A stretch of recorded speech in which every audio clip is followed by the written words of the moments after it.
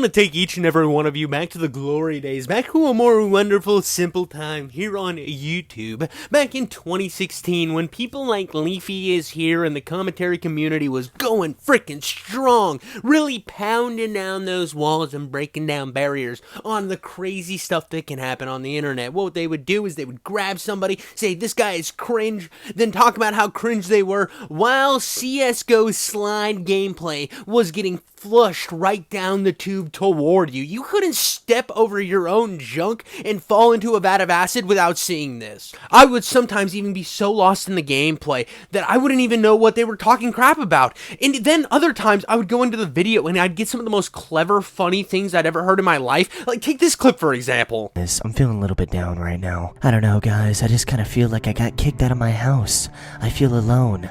I feel like I just got cancer. I feel like my whole family just got cancer. I feel like I'm homeless. I feel like a dog that's been left out in the rain. The rain is pouring and he has nowhere to go, on the verge of starving to death and about to be drafted to the Vietnam fucking War. What kind of greatness did we just watch? I mean, really breathe in and live in that greatness. Only a micro dick incel would find that funny. Shut up, Cortana! This isn't your video. Leave me alone.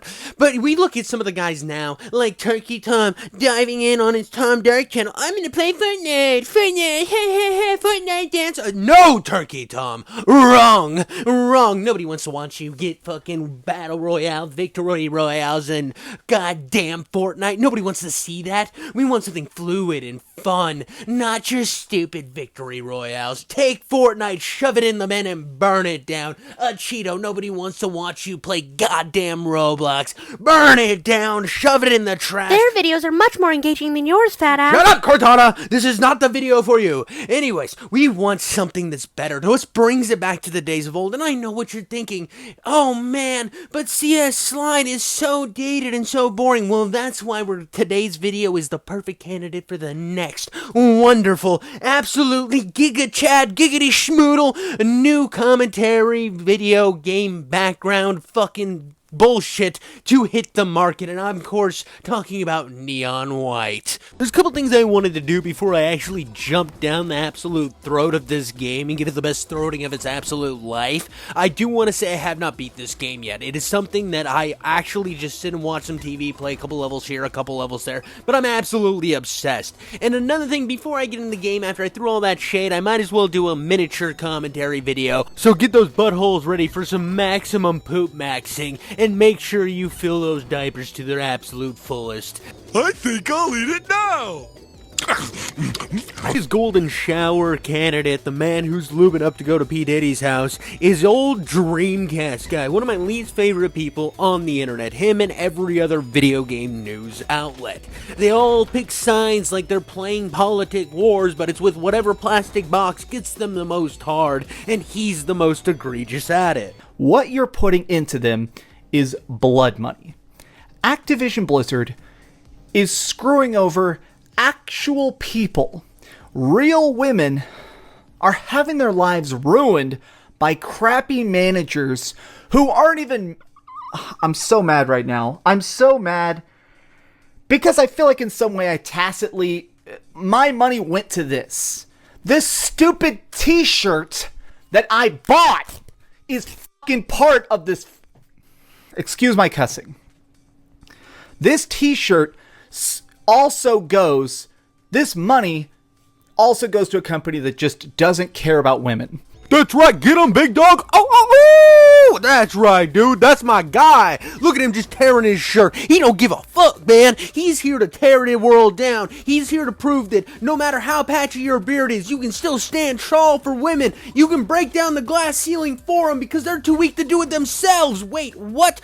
But no, this is an oldie but a goodie, and he eventually, before Diablo 4 came out, he got a Diablo tattoo. This dude never actually stands by anything he says. He's one of the biggest hypocrites out there, because any chance he gets to virtue signal, he's there, he's right on the money, only to do the exact opposite of what he said the very next day. Xbox is currently running the biggest gamble in all of video game history. They're literally paying billions, tens of billions, hundreds of billions of dollars, literally, to try and successfully pivot from the current model of games where there's an upfront cost or free to play with microtransactions. And they're trying to make a Netflix model. What brainlets like this will try to do is they will take whatever their competitor's doing, such as Xbox and Game Pass. They'll have their little Xbox controller to, oh look, I play Xbox, I'm one of you guys too. But really they're just talking to the same little subset of absolute spurg, like PlayStation fanboys, and then do the same thing. People like Colt Gaming or Colt Eastwood will do the same thing for Xbox. It's a grift. This whole thing's a grift. I don't think any of them actually believe in half of what they're saying,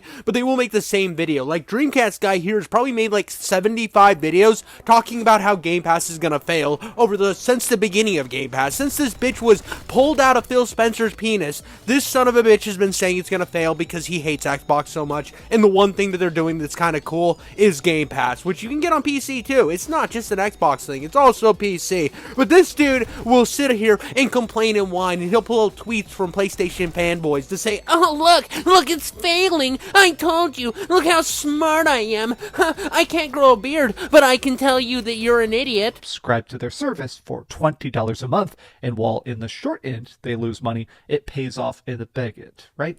Well, the first numbers are beginning to come out, and they're not great. 2.5 million to possibly 4 million new Game Pass subscribers. This is abysmally bad. I mean, you could just see the smile on his face as he was reading that shit. He was getting so hard in the nipples, his butthole was clenching, he could just feel the excitement of watching his enemy, his big enemy that he sits at home and gets all mad about, and he wants to fight. Oh, Phil Spencer, if you were in the same room as me, oh, I'd punch you right in the butthole. He gets so upset over the competitor. I don't understand this mindset. I have PlayStation, I have Xbox, I like features of both of them. I have PC, which actually shits on both of them. Let's not even fucking play around with that game. PC would take this bitch in the backyard, beat them both to death, and then send them over to Diddy's house so he could use them as flesh puppets. But I think this toxic mind space of just being like, they're the enemy, is the same reason why a lot of this country is really divided when it comes in terms of politics, and it's all because of the internet. The internet says, those are your enemies, be mad at them, and then just be like, addicted to a brand or a political party. Don't actually use your regular thinking to think out of the box and maybe see what's going on over there and see what you like and don't like. Oh, God of War looks pretty cool, I'm gonna go play God of War. Oh, Halo, I'm gonna try that Halo thing, I want to do a little bit of that, and then you just have fun playing video games. It's like, wow, I'm doing the thing that I've always wanted to do, play games and have fun. But these guys can't do that. They see it as the enemy, and they have to spend their whole life living in their little fucking incel world, jerking themselves off in front of the box without actually playing any of these games. And their bias reigns so powerful that they will look at their competitor in their minds, video games, that's like, oh, Gran Turismo is so much better than Horizon. It's like, why? Well, Horizon's just so much better because it's on Xbox. And no, Gran Turismo is so much better because it's on PlayStation. And then they'll sit at this little park where they're like, I don't actually play racing games, and then whatever racing game will come out for their fucking designated box, and they will stroke themselves to the point of blood dripping all over the bathroom, and then the only object that they can possibly do then is to sit and poop and cry on the toilet. PlayStation 5 Pro delivered today. Big gigantic thank you to my girlfriend. She bought my PlayStation 5 off me for $500, so I only had to pay $200 for a PlayStation 5 Pro. So thank you, baby. You're a queen. And the dude even treats PlayStation better than his own girlfriend, bro. This is a company, dog. It doesn't love you. It's not gonna have sex with you, dude. But your girlfriend might. But you're over here scamming her ass. She could get a used PlayStation 5. Like, I know you've had your fucking PlayStation 5 since that bitch released, because you were probably sitting at Sony's headquarters on your knees, jaw open, waiting for a load, begging to get that PS5, and then you've had it for so long, put some wear and tear on it, and then sold it for the same price you bought it. What a fucking scam, dog. I can go on Facebook Marketplace right now and see them anywhere from $250 to like $375 any day of the fucking week, bro. And this dude's selling it to his girlfriend at cost? What a scumbag, dude. Remember when he was like ripping his shirt in order to protect the women of Activision Blizzard? Well, that's more than he would do for his own fucking girlfriend, man. This dude then goes on to have the audacity to think he can tell other people how to live their life. Channel. Typically, I talk about gaming news and do game reviews and stuff like that, but that's as Dreamcast guy. Consider this to be like a Max rant, because I am actually concerned about Rich of Review Tech USA, and I want to talk about it because I think you need help. I think you need professional help. Rich, I hope you see this video. I mean, that's something we can agree on. Rich definitely needs help. I don't know what made him delete his channel. That was a stupid move. Dude's on a downward spiral of obscurity that's just fucking impossible to believe. But you are the exact same dude, only younger. You need to take a look in the mirror yourself, Dreamcast guy, because if you're selling your girlfriend a machine at cost that's not worth that amount of money, and then pretending like it was a good thing, bro, you are fucking up shit creek without a paddle. You were lost. You were a lost cause, dog. And this is the same type of stuff that Rich was doing that led to his downfall. Maybe you should take a little, like, look at yourself and see, wow, maybe I'm not the fucking highly virtuous guy I think I am, and maybe I should take a step back and realize that if I stopped playing fucking team sports with consoles and just decided to look into games as games and love games as they are, instead of fucking being a weirdo on the internet, your life would be a lot better, dude. I'm just saying. But let's get back to the actual review of this game. Let's get back to what I do best, spouting video game stuff on the internet. And today we are looking, like I said, at Neonwhite, which is the perfect fucking commentary video game, if I haven't already highlighted that and showed how great this game is as a commentary background video game, as well as just something that's an amazing game to play while you're sitting on the couch watching real anime, not the cringe shit that's going on in this game. This is the first game made by Angel Matrix, and this is their forte in the video game world. This is their first at-bat, and I'm gonna say they hit it out of the goddamn park. Now, I haven't fully finished this game, and I'm going to love spending my time sitting on the couch watching TV while I play this in the background. I just wanted to make a video because it's my new obsession. I just had this thought of how it's so perfect for that other part of YouTube, and how it's such a perfect sit around and play type game. I have never played a game that I just sit back and I want to keep going through each mission over and over again.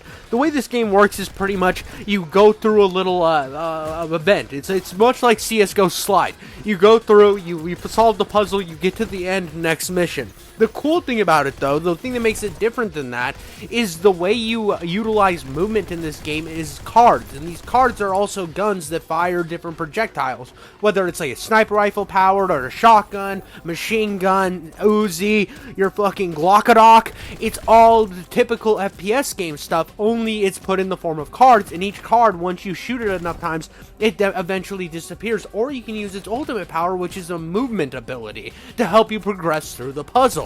And it's this fun dynamic of bouncing back and forth and knowing when you're supposed to kill the enemies with this certain amount of bullets, or if you're supposed to use the power-ups to kill them. It's this constant back and forth of fun, and even the boss fights seem to work incredibly well, especially when they're like, okay, now a boss fight, you're gonna have to shoot the son of a bitch, so let's put ammo on these ones. Now there's ammo cards. Cool introductory into a new type of element into this already fun gameplay. You know, we're almost 11 minutes in the video and you haven't even thought of the idea to cover the story? Way to respect your viewers' time, dumbass. Alright, Cortana, I've had a little bit of enough of you today. You keep popping in, but if you want story, I'll give you story. The whole premise of this is after you die, you either go to heaven or you go to hell. Well, God's not around anymore, so people are just kind of flooding in, and they send him to like a lake of death or something.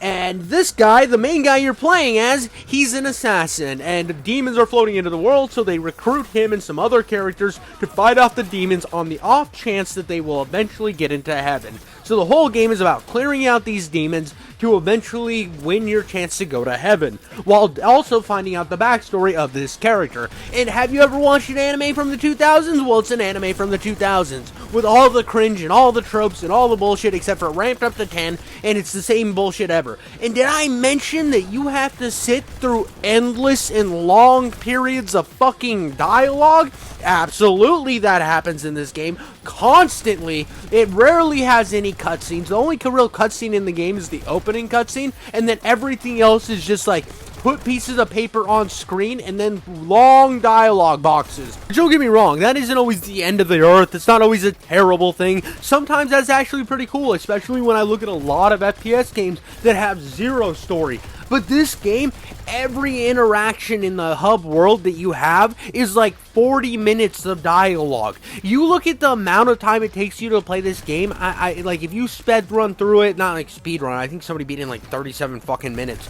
But if you actually like run through this game just playing the levels and not paying attention to any of the stories or the side stuff, I think it'll take you like 5 hours if you're really fucking good and already know what you're doing. It's long as shit if you don't know what you're doing, because you want to just keep doing better fire and keep progressing, but we'll get to that. But when you're actually in the hub world and you want to talk to people, like, oh, I want to kind of like dive into some of this stuff. Each person is just like cycling through that space and our X or A button constantly, just until your thumb fucking hurts. You're so long sitting there that you're starting to nod off, because it's like almost 3 hours worth of content in just dialogue in this game. So suffice to say, I lost interest early on because I just wanted to get back to the game in this. I really just wanted to keep engaging with this cool ass world, with these cool ass puzzles where I'm kicking ass, and I even when you lose, you want to keep pushing and you want to keep firing, and you get in this fucking like zone of vibes that you want to keep living in. So to stop those zone of vibes to go talk to somebody for 40 minutes about a gift you picked up on a mission is not where it's at, bro. You're like, okay, let's just fucking get through this so I can play one of these weird side quests, or I want to get to the cool ass boss fights. There's all this cool stuff you want to get to, and a lot of times the story definitely gets in the way in this game. When it comes to gameplay, this game is top tier. It is one of the best things I've ever played.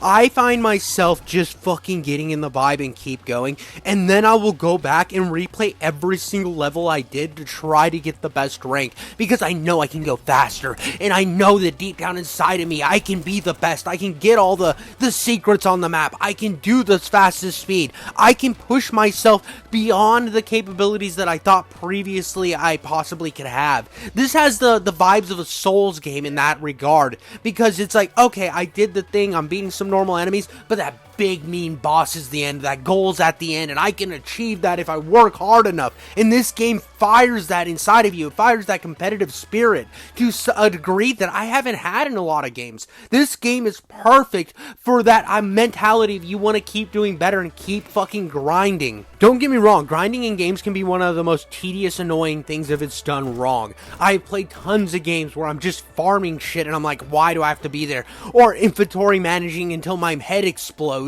Oh, well, can I have enough room to hold the key? I don't know, huh? I hate that shit. And you're just grinding forever and it feels tedious until you can actually be good at stuff. This game, you can be good from the very beginning, because everything you need in the level is already in the level. It's just about how you utilize them and in which order to utilize them and how to utilize it in that specific scenario, because at any moment you can mess up and fall to the bottom and restart the entire playthrough. And it's about how you stack things and the wonder in that, and it kind of gives you that idea of almost a roguelike without being a goddamn roguelike, where I have to play the entire fucking campaign over again just to artificially stretch it out. That is annoying and bullshit, and I hate it, and I just don't like roguelikes. I think they're one of the worst genres, and I want that fad to die so goddamn hard. But when I look at something like this, where they've crafted these perfectly designed levels, and it's about how you learn and utilize the level to accomplish your goal, this is awesome. This is perfect. This is exactly what a good FPS game should do,